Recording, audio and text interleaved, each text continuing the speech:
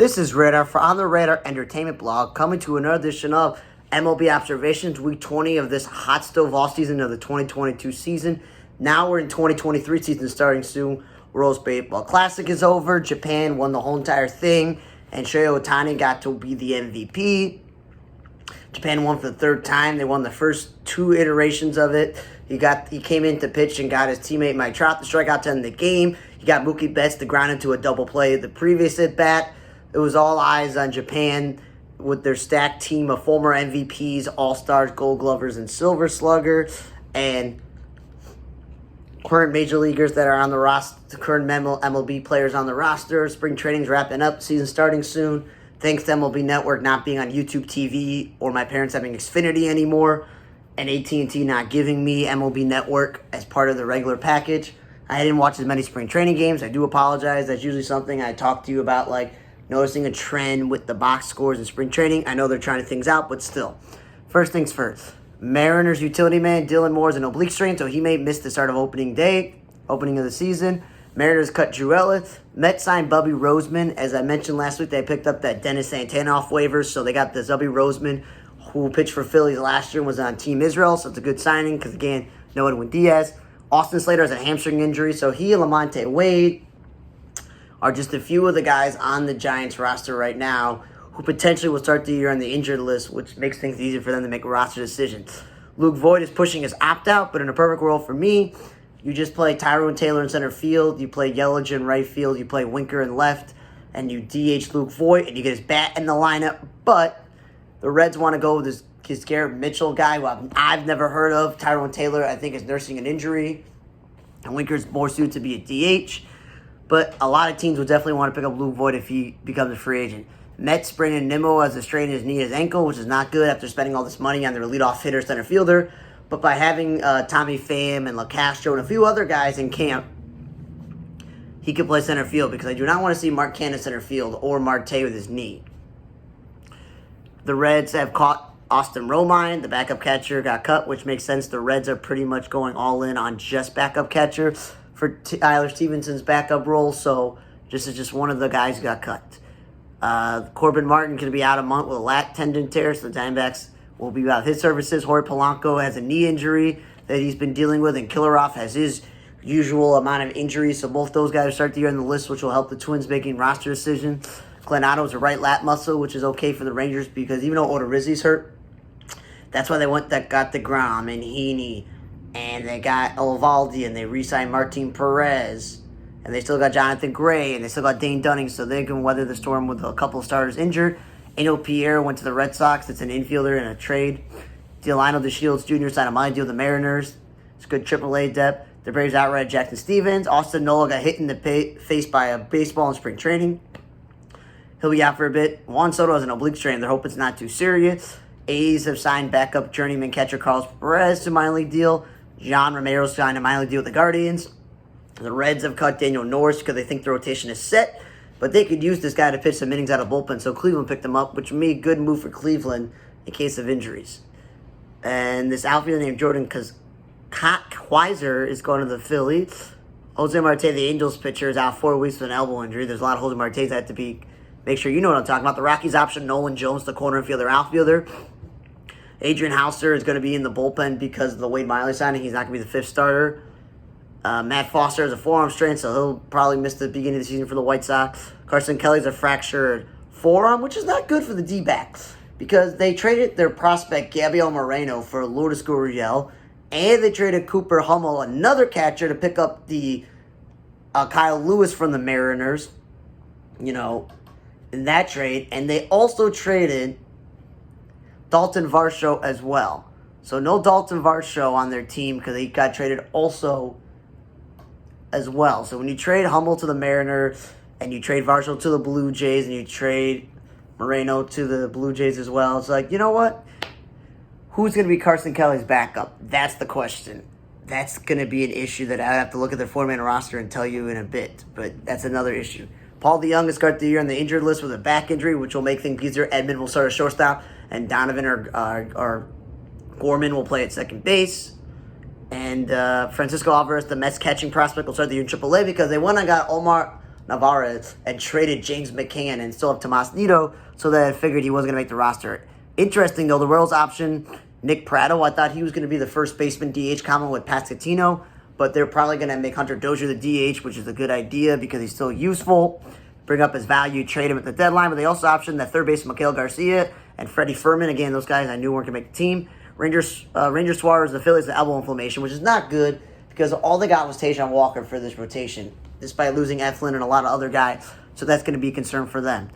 Waino's going to start the year on the disabled list with a groin strain he got from working out. He was totally fine with Team USA. This is why I think the Cardinals are the best team in their division on paper, but Waino's old.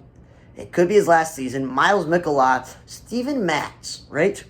And Jack Flaherty all have had some periods of successful career years in baseball. But what do they have in common? Always injured. That's the problem with the Cardinals' rotation. It's kind of a little bit thin. Jose Alvarez gone to the Tiger. Rhys Hoskins, unfortunately, tore his ACL and is out for the year.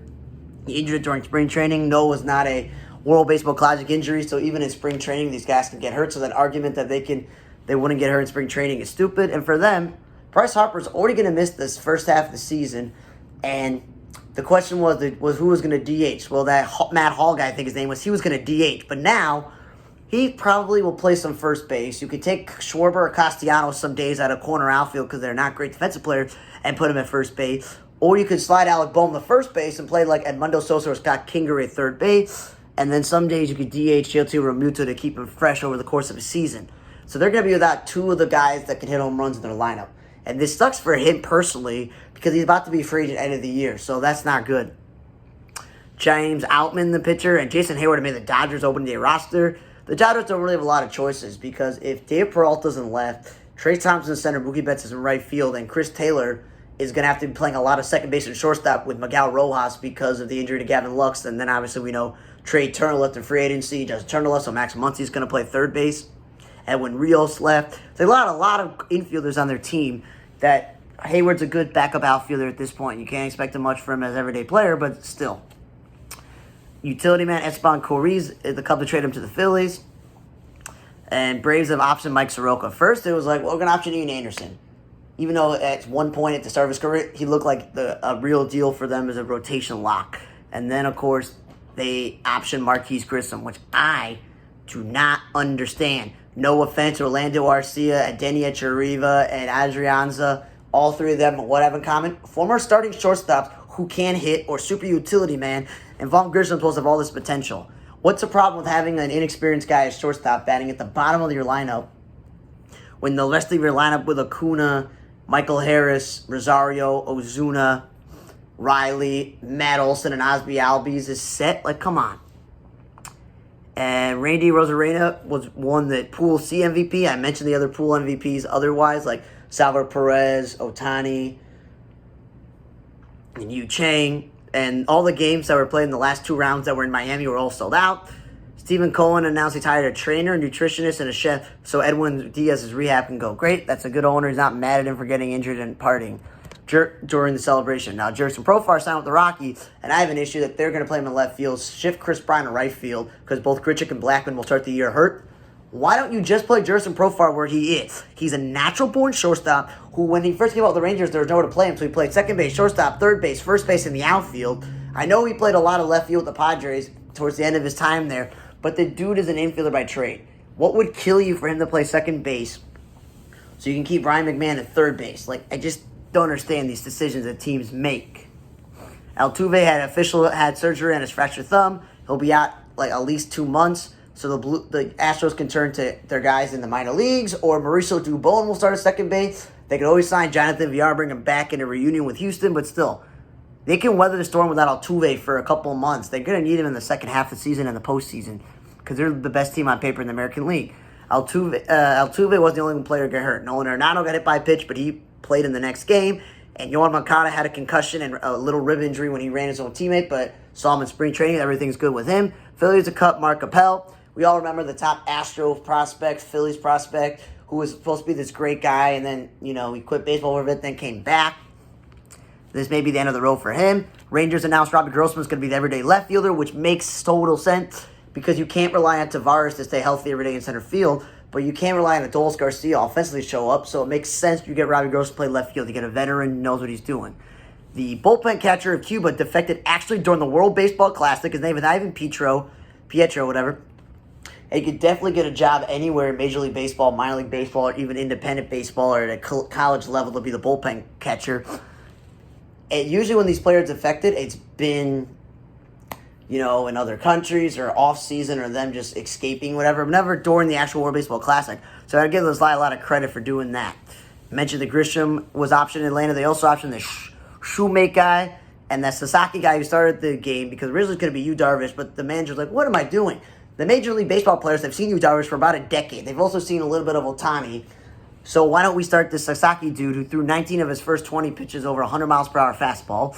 So that was cool. And Japan had the most strikeouts now ever in the history of World Baseball Classic. I mentioned Ohtani won MVP. Roger Clemens has been hired as an analyst at ESPN. I don't know what for. Baseball Tonight died years ago. And they show only a few games a week because all of a sudden, you got Apple TV showing games. And you have Amazon that wants to show games. And Peacock has their morning Sunday game. TBS has their game. There's so many other options that all of a sudden now, there's no longer Monday night and Wednesday night baseball like there used to be. So what are they going to use them for? Brian Jordan, the longtime Braves outfielder, supposedly, I didn't know he was a Braves broadcaster with Paul Bird, the junk ball pitcher. One is left due to personal reasons. The other one decided not to come back. Tom Glavine, after missing last season, the Braves are using him as a color commentator analyst, which makes sense because he's one of the greatest pitchers in Atlanta Braves history. Gordon Beckham has been added to that, so it looks like no longer a White Sox game. And for those who didn't know, Peter Moylan and Chris Mellon, two former Braves pitchers, also work for them. Harold Reynolds is going to do a 6 p.m. show with Adnan Vert. This dude has gotten pretty lucky. ESPN fired him years ago, and he worked at The Zone, and then he does stuff with Meadowlark Media with Dan Lebitard, and now he works at MLB Network the past couple of years. He has a host of show with Harold Reynolds. That's cool. Cardinals have given Miles Mikolas a 2-year extension, which is, as I mentioned, if he's healthy, he's a multiple-time All-Star. He's going to be opening day starter. That's cool. Marlins officially announced that every home Friday game, they're going to wear the 93 teal jersey because it was reported they're going to bring back those jerseys. Keston Hiura has been told he's not making the Brewers roster, which he's hit the line, man. When you can't field your position and the Brewers never tried him at third base and they stupidly tried him in the outfield, a little bit of first base DH, and then your hitting disappears, which you're known for, you're going to make it. You're not going to make it. If Brian Anderson's going to play third base, which I hope, or Abraham Turrell's going to play third base, and then you're going to play Luis Urias second base, there's not room for this guy. It makes sense. Padres Regional Sports Network still up in the air. There's issues with the Diamond Sports Valley with the bankruptcy and payments not coming. They still don't know what they're going to do there. Stay tuned for that. The Mariners cut Leonis Martin. That reunion didn't go like he was hoping. Making the roster. Hopefully someone picks him up because he at one point was a good defensive outfielder. Reds cut Chad Pinder. Come on, man. Chad Pinder has played a lot of outfield. Your outfield sucks. You don't really have an everyday third baseman. Come on. Jonathan Innie hasn't been healthy. You need a guy like that on your roster if you're going to try to work your way up from the bottom. Pirates announced that Kevin Pilecki doesn't make the roster. Again, backup catcher. The Pirates are not trying to win, so they don't want quality guys. Rangers cut Reyes Marana and Joe McCarthy, the veteran pitcher, while they told Clint Frazier and Yoshi Tsugo they're not making the team. Makes sense. They want to go young with the backup outfielder situation. And Josh Smith is a super utility guy. And we know Yoshi Tsugo is a corner infielder outfielder, but he can't field. He's only in there for offense. And Frazier hasn't been healthy. Esteban Ruiz, the A's outfield prospect, they said he made the team. Again, A's are not going anywhere. You might as well have your young guys play every day. Charlie Culberson, the utility man, who I didn't realize was on the Rays roster in spring training, he was cut. Familia was cut by the Diamondbacks, the veteran relief pitcher, which I thought they may have used him in the bullpen this season. Royals' Daniel Lynch will start the year on the injured list. And Fox announces their 2 out of 3 schedule with many featured games. Obviously, the beginning for Fox is April 1st and ends on September 30th. Throughout the season, they're going to having primetime games on Saturday beginning in May. Throughout April, Fox broadcasts has 3 afternoon windows. 1st of April, 22nd and 29th.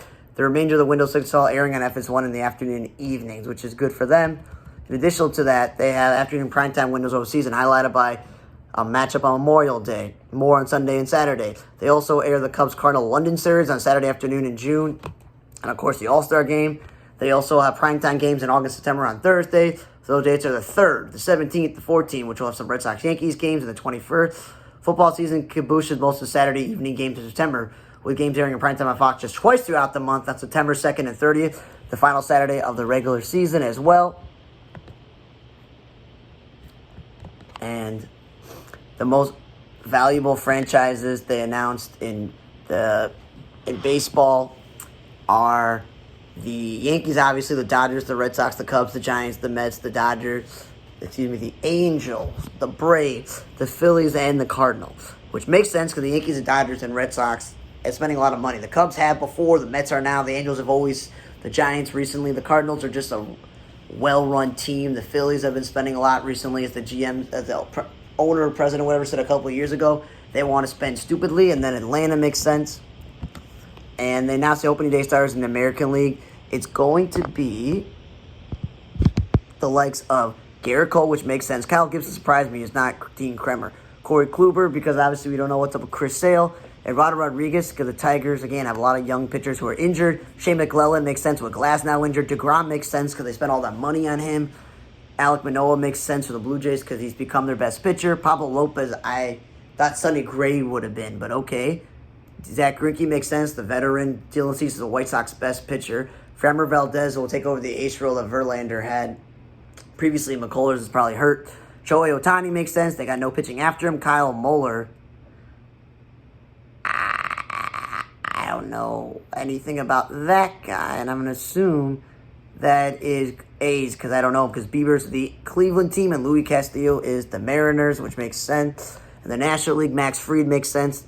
Patrick Corbin with Strasburg hurt. Logan Webb has been the ace of the Giants. Corbin Burns, who won the Cy Young. I want to go Woodruff, but that's me. Stroman makes sense for the Cubs. Aaron Nola makes sense, even though Wheeler's a good option. Mitch Keller's the best pitcher on the Pirates. Hunter Green's the best pitcher on the Reds. Germán Marquez the best Rockies pitcher. Blake Snell, I don't know. I'm surprised they didn't go Joe Musgrove or Yu Darvish. Miles Mikolas is only opening a starter because Wainwright has an injury. Max Scherzer makes sense because Verlander's new. Alcantara makes sense, the best Marlins pitcher. Zach Gallen's the best Diamondbacks pitcher. And Julio Urias makes sense because I don't know what with Kershaw's injury. Now, I want to end the show with 3 retirements. All 3 played for the Red Sox. Jed Lowry, Ryan LaVarway, and Josh Reddick. Let's go with Josh Reddick. He played for the Red Sox for 2009, 2011. Then he went to the A's, Dodgers, Astros, D-backs. He won the World Series with the Astros and won a Gold Glove with the A's. He was a typical good defensive two-way outfielder with the Red Sox, who traded them to Oakland. Oakland was actually trying to win back in the day. Then when they weren't winning, they gave him to the Dodgers. Then he became a free agent. Then he went to go to Houston. He finished with a lifetime .262 average, 146 home runs, and 575 RBI. He first announced his retirement after it didn't work out with the Mets in 2021. Then he went to Mexico in 2022 and said he was done. But then he goes, nah, I'm going to play in Australia. And I guess that didn't work out, so he announced his retirement. He's one of my favorite players. So when you say your career's over, you got a Gold Glove on your mansion, a World Series ring, pretty good. Happy trails to you. Happy trails to Lion Lavarnway. The career journeyman backup catcher was a big deal to me. Again, came up with the Red Sox, played for the Orioles, the Braves, the A's, the Padres, the Reds, the Marlins, and Cleveland in the pandemic season. He has retired at the age of 35. You know, backup catcher. He's bounced around a lot. Reddick is 36 at this point. He doesn't want to play. He also was on the Marlins last year, as I mentioned, for a bit. The Tigers on a minor league deal. Cleveland multiple times. As I mentioned, the men's Marlins, Yankees, Pirates, A's, Blue Jays, Braves, Dodgers, Cubs, and Orioles in one season. And he's a typical, really good defensive backup outfielder. And one reason I always liked him was he is Jewish. And of course, he played for Israel in the Olympics in 2020. And he played in the last year's tournament, this past year's World Baseball Classic, and a lot of other times for Israel. And he liked the embodiment of the captain, the leader of Team Israel. As I mentioned, he played in the 2017, was on fire, and was like the MVP for them in that sort of way. And yeah, he did a really good job as winning the Pool A MVP. And I'm hoping now that he has announced his retirement that in the next sort of way, he gets to be on the coaching staff going forward. And they said he and his wife regularly go to synagogue and likely what they described as a Jewish lifestyle. The primaries of the city. His cousin is in 90F. He's inducted to the South California Jewish Hall of Fame. So that's like, for me, like that sort of thing. Like, he will always remember him. Jed Lowry, former Red Sox shortstop who played for the Astros when the Red Sox let him go. And then he went to Oakland. And then he went back to Houston. Then he went back to Oakland. Then remember the Mets, Brody Van Wagenen was his agent, said, we're going to give this guy a bunch of money. And guess what? They did. And the dude never played a real game for them, was injured, and it was like a waste of a couple of years. And then the A's picked him up the last 2 years as a veteran pinch hitter, DH, and he was an all-star that 1 year when he was with the A's the second time around. He did win a gold medal in 2004, which is nice, but he was at a career 257 average. He did have 1,185 hits, 121 home runs, and a 594 RBI. And for a dude who's always injury-prone, he's 38. It made sense. Jed Lowry was a great offensive player. Like, he's a good offensive player. And at the shortstop position, you don't need to be that good offensively. You just be good enough. But the problem was he was never the greatest defensive player, and his injury, so he played second base, third base, and a lot of first base and DH as well. So, happy trails to you as well. And one thing I want to get to is what I mentioned with like the D-backs and their catching roster. With Carson Kelly's injury, it looks like this Gabriel Moreno guy, they didn't trade away Gabriel Moreno. I meant to say the Blue Jays traded Gabriel Moreno. Looks like Gabriel Moreno is going to get his opportunity to play every day, and Jose Herrera is going to back him up. And that was the one thing I needed to correct. And then the Pirates, that was the last thing I wanted to get to.